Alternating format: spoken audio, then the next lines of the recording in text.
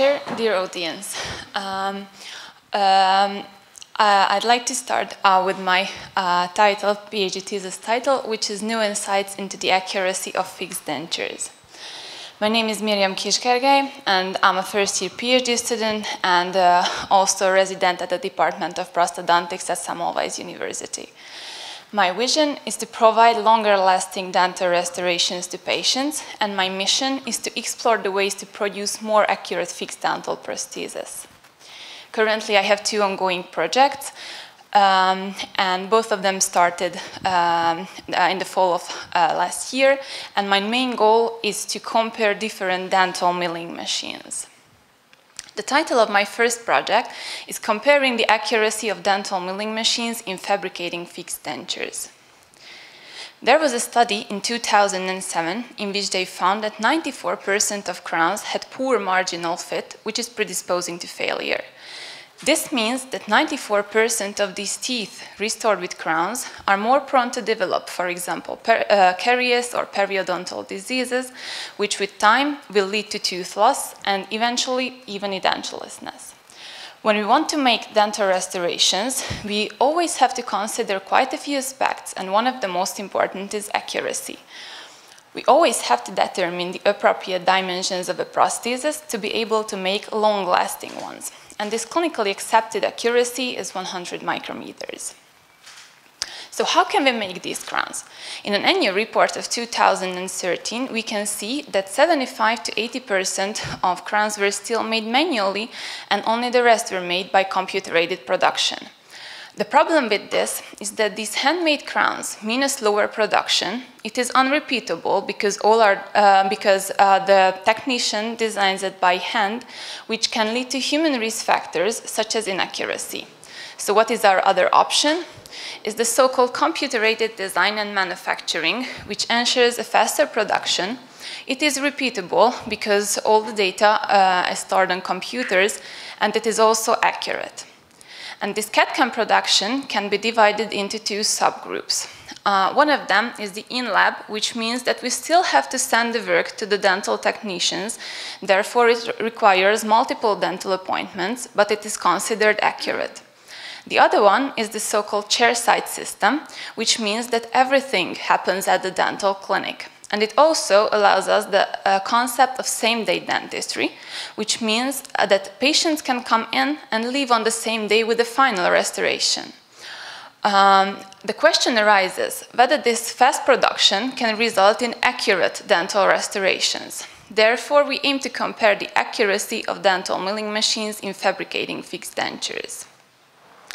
Our clinical question is that how accurate chairside milling machines are in fabricating fixed dentures, and we use the PICO framework, where our population is milled single-unit restorations.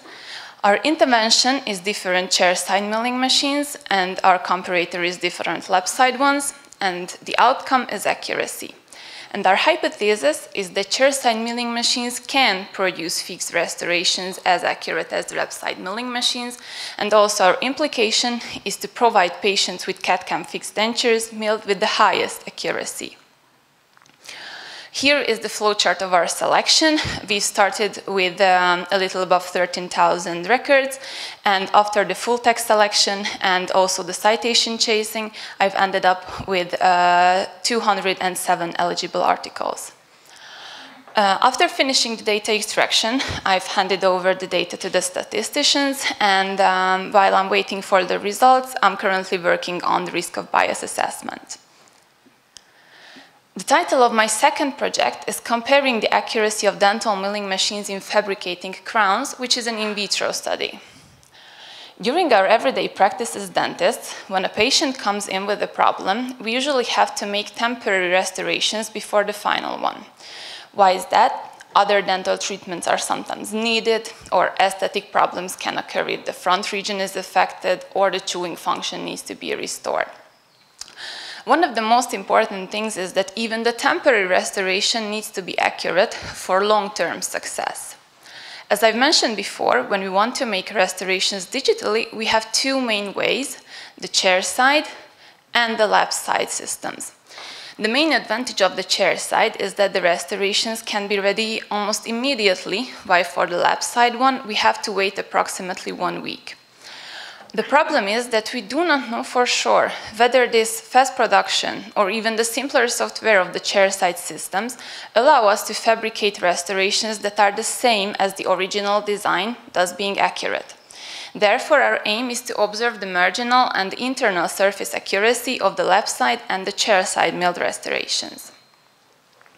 Our clinical question is that how accurate chairside milling machines are in fabricating these crowns.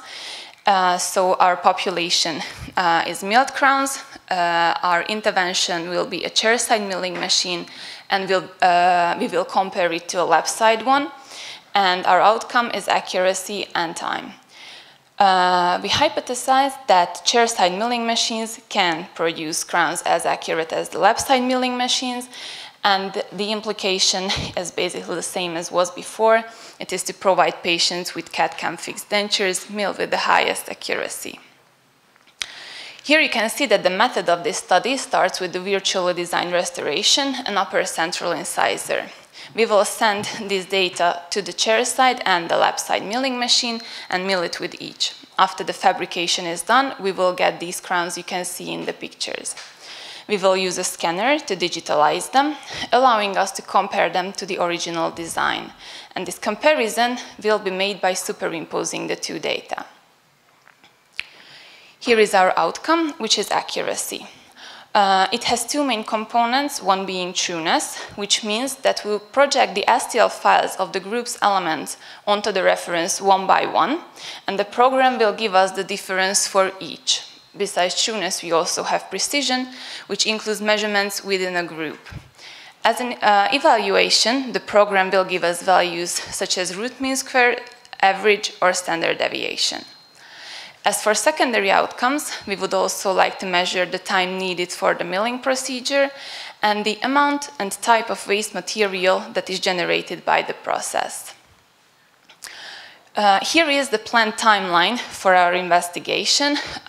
We've received the sample size calculation from the statisticians, so now we can carry out the actual steps of our study.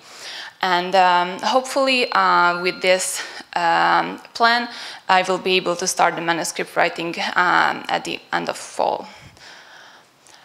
So in summary, I have two projects right now, a systematic review and meta-analysis and an in vitro study, and I plan to submit both of them at the end of this year.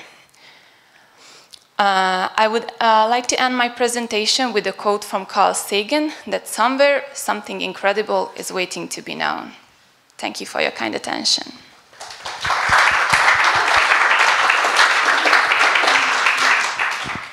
Thank you for your nice presentation.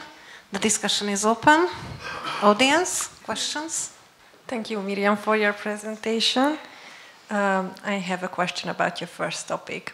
So you mentioned you have 207 articles, so this is a huge amount of articles to handle, and I'm sure that you cannot put all those articles in one forest plot. So can you tell us about your subgrouping? Because I'm sure that you did some kind of subgrouping and sent this way to the statistician, and I am very curious about what kind of subgroups did you make?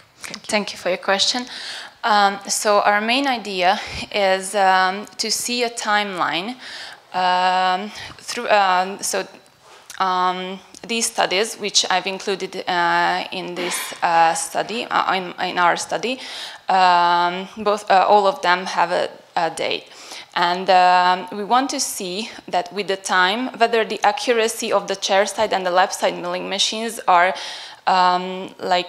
going towards each other, so they want to reach better accuracy for the chairside ones.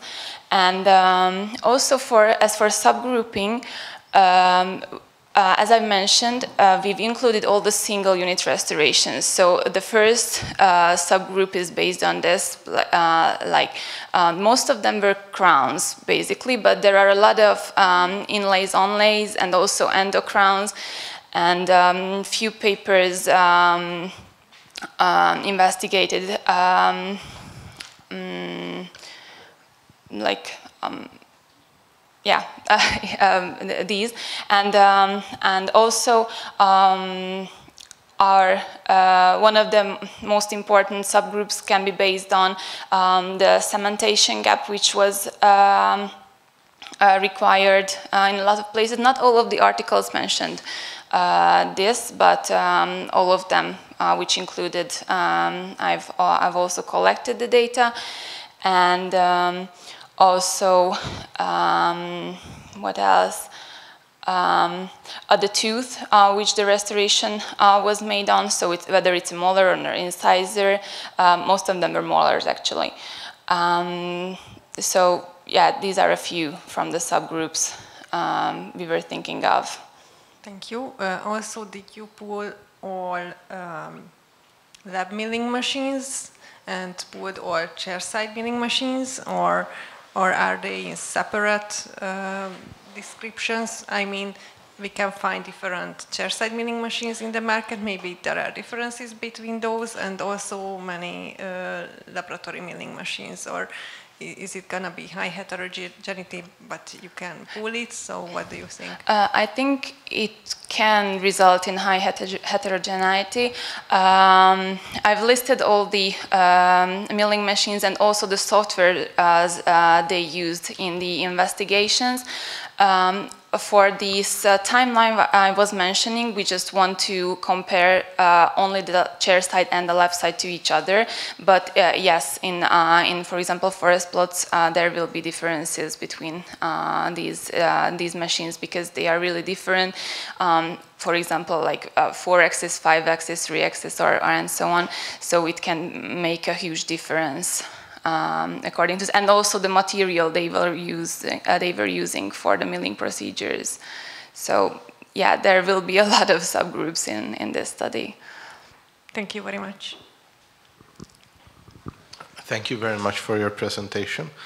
In your second project, yes, am I correct that you would like to check the accuracy by scanning the restoration with an intraoral scanner? Yes. Have you? Is this how in the literature they perform this accuracy check?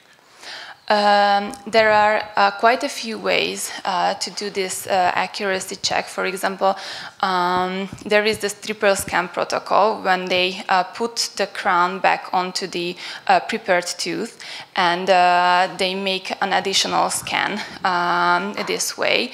I think it's a future step. We want to investigate this as well, because this measures the actual gap between the prepared tooth and the restoration.